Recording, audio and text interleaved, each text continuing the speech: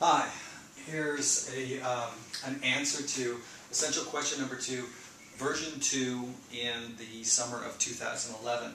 And so what we're looking at here is something that looks like a little mound. It starts off with 1 in time period 1, 2 in time period 2, 3 in time period 3, 4 in time period 4, 5 in time period 5, and then it stays at time period 5 for a while, all the way up to time period 8, and then it starts going down 1 every single time. So we got here something that looks like a linear gradient, something that looks like a constant series, and then something that looks like a linear gradient again. But these kind of things are, inherently tricky. So let me explain what it should start to look like. So we'll start with the present value here. We'll start with the easy chunk, which is this linear gradient sequence, and we'll make this linear gradient sequence go from time period 1 to 5. You've got a lot of choices here. And so this is something which is increasing by 1 every single time period. So we're looking for P given we know G. Remember, the cap G just says, look, this is the equation we're looking at. The other parts are just parameters. There's an interest rate, and we've got to figure out what the N is, and we've got to do a little time shifting. The next chunk over here is going to be a constant series. Now, and here's where the tricky part is that this constant series we're looking at doesn't stop at time period 8. It goes all the way through to time period 12. The reason for that is that linear gradients are funny little things. They always, always, always have to start at 0. If you want them to start at someplace other than 0, you have to set them on top of a constant series or put them below a constant series in some way. So the way you should think about it is that there is something which is 5 high in every single one of these time periods that goes all the way from time period 6 to 12. And what you're doing is dealing with a linear gradient series that's not 4, 3, 2, 1, but one that's actually minus 1, minus 2, minus 3, and minus 4.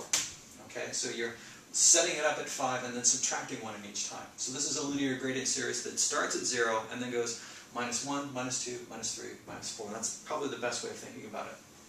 So let's add in a constant series. So we're talking about something that's 5 high from period 6 to 12. A, here's I, we'll fill in what the N is. We know we're going to have to time shift. And the linear gradient series, which is minus 1, looking for P, given we know G. Here's I, we'll figure out what the N is. And we'll also time shift this one. So I've left all the N's and the exponents blank, and we'll fill those guys in right now, starting with this linear gradient sequence here. Now the N for linear gradient series, should be, count the number of non-zero elements, 1, 2, 3, 4, 5, and add 1 for the pi, so 6. And then something funny is going to happen, is that linear gradient sequences all start with their non-zero element in time period 2. So this 1 should be problematic to you. What we're actually doing here is that numerator is taking all these values and dragging it not to 0, but to time period -1. So what we need to do is shift it from time period -1 back to time period 0. And that's what this does right here in the denominator. So that's a -1 in the exponent. You'll notice that if you add the 6 and the -1 together, you should come up with 5, which is the last time you see a value in that linear gradient sequence. So again, the numerator takes everything from here, piles on into -1. This shifts it from time period -1 to 0. It's the same thing as multiplying by 1 plus I to the 1. You don't usually put the 1.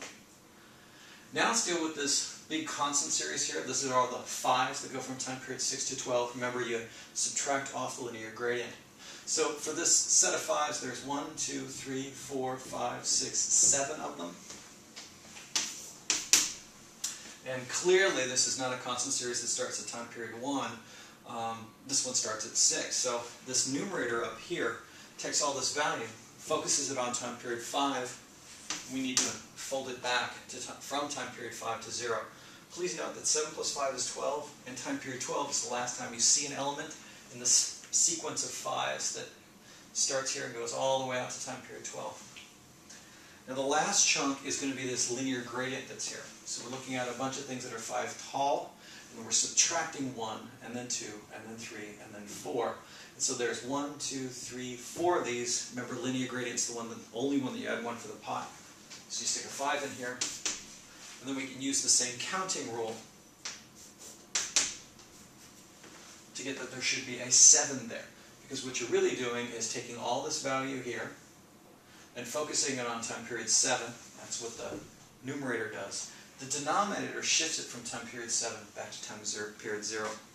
So this should be the present worth of essential question number 2, version 2 in the summer of 2011.